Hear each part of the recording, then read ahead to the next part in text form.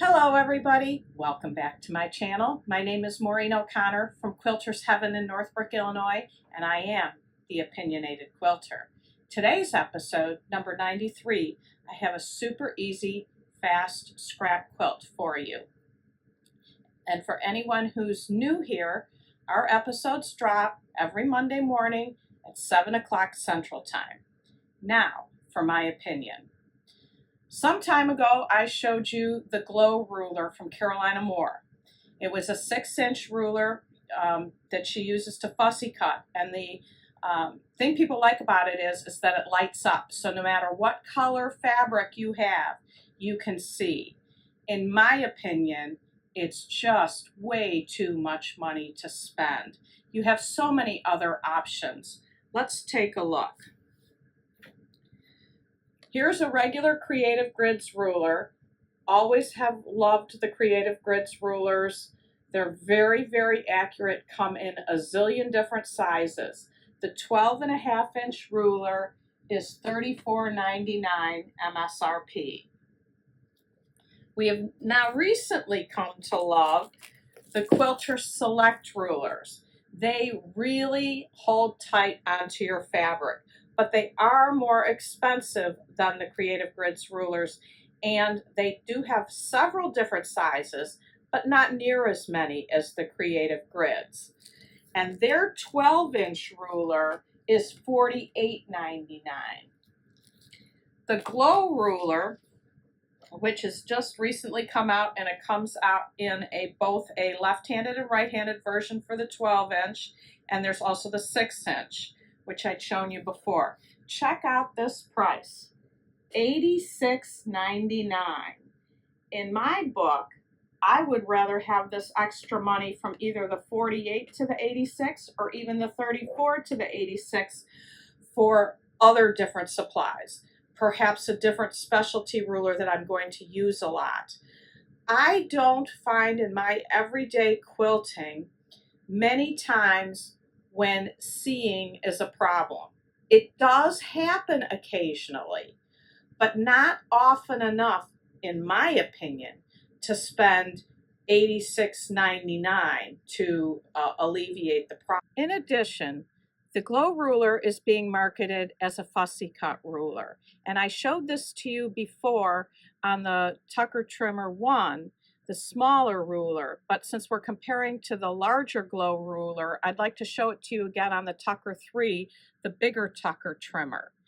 And if you look at the Tucker Trimmer 3, it's got a diagonal line down the center here, and then with these dotted lines, it's showing you where the outline and the center marks are for the 1/2-inch sizes, and on these whole lines, it's the full lines, full inches. And if you wanted to cut, for example, a 8-inch fussy cut square, you can follow the 8-inch line from here to here, and that's an 8-inch square. So the center is the diagonal from the 8 to the 8, and you come in here, and right here at the diagonal, common diagonal line is the center. So you put your center mark on from your Tucker trimmer onto the center of what you're trying to fussy cut, and then you can cut from there. You don't need an additional $86.99 ruler to do fussy cutting. So that's my opinion. Let's get to the episode. We've been enjoying making some garments in the shop for some time now. And last summer we had a customer come in who wanted to learn how to sew, and he brought a jacket that he had made.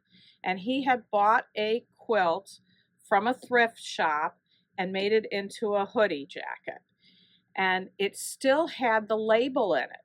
And it wasn't an old quilt. It was something like 2021, and it had the maker's name and who it was made for and who it was quilted by. And it kind of broke my heart a little bit. I thought, did the baby die? Is that why they had to get rid of the quilt? Or did somebody just not like it was given this gift, handmade gift, and then tossed it to Goodwill.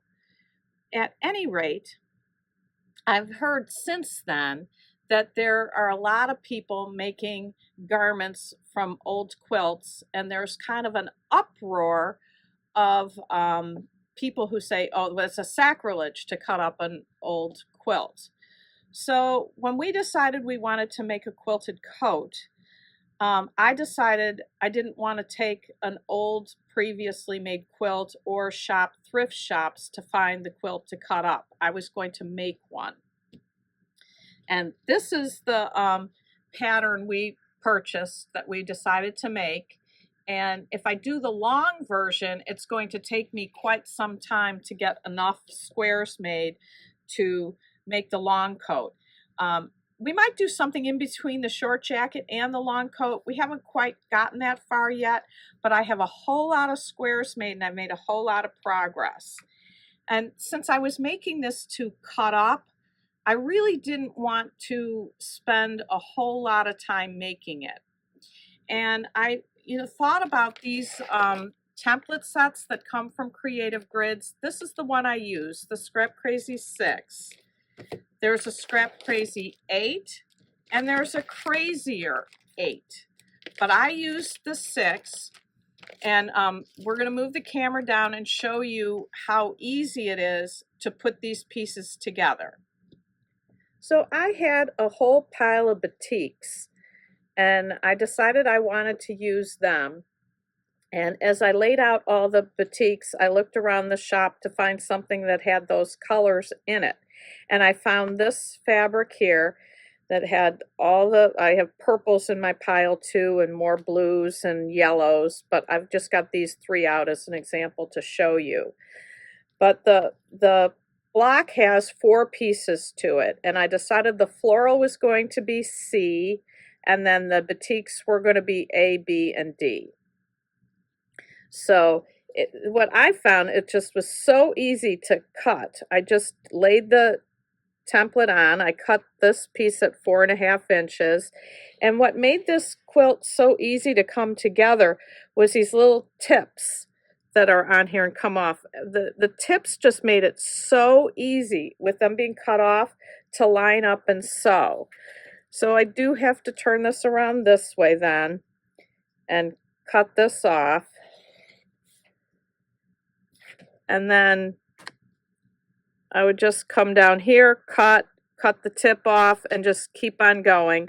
I think I got 9 across the full width of fabric. I was really hoping to either get 8 or 10, but it was 9, so that's okay. And then when you have the pieces wrong sides together, you get opposite pieces. So you want to be sure that this is what you want. If you wanted them all cut the same, you couldn't have this folded.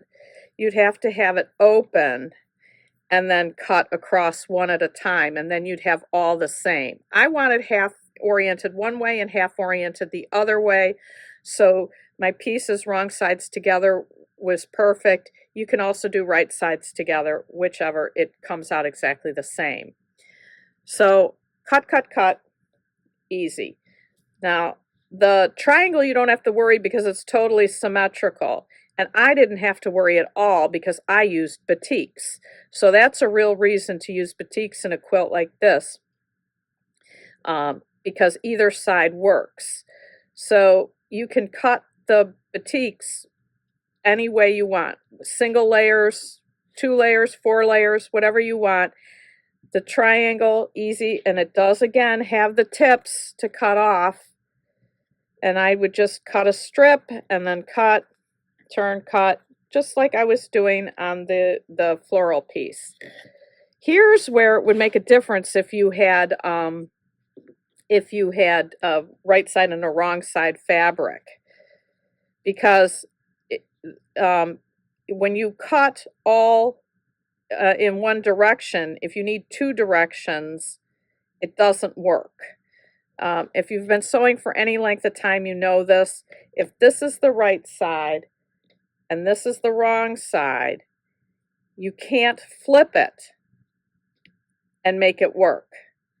I hope that's clear. If it's not, tell me in the comments and I will try to make it more clear. This one too is the same thing. It's not symmetrical.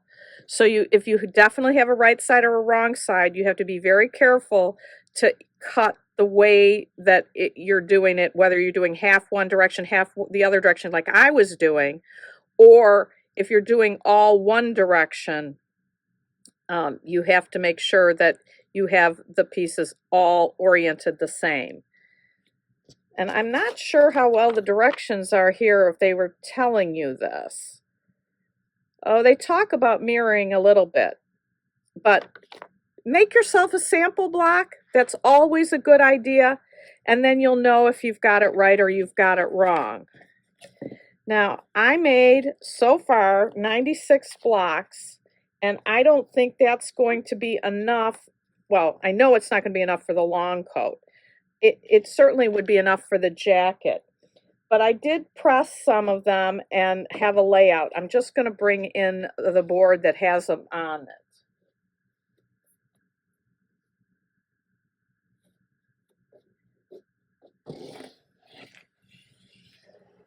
This is how I'm planning on laying it out. Now, you can turn these in so many different ways and play with it till you get a look that you like. But this is how I started, by putting the 4 squares together like that. And that, to me, I want to be the center of the back. So once we put this together and quilt it, when we lay our pattern pieces down, we're going to have to be really careful about where we place them to get the look that we want. This by no means is the only way to put it together, but I liked this where these pieces mirrored.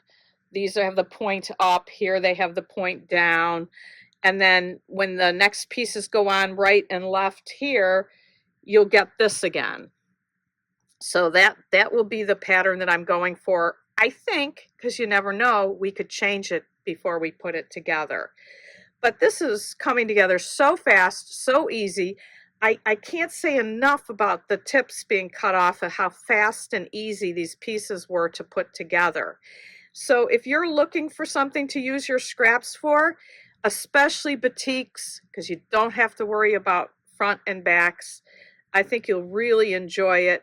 I'm looking forward to using the Scrap Crazy 8s. If any of you have used any of these template sets, drop a comment of how you liked them, and I look forward to hearing all of those comments.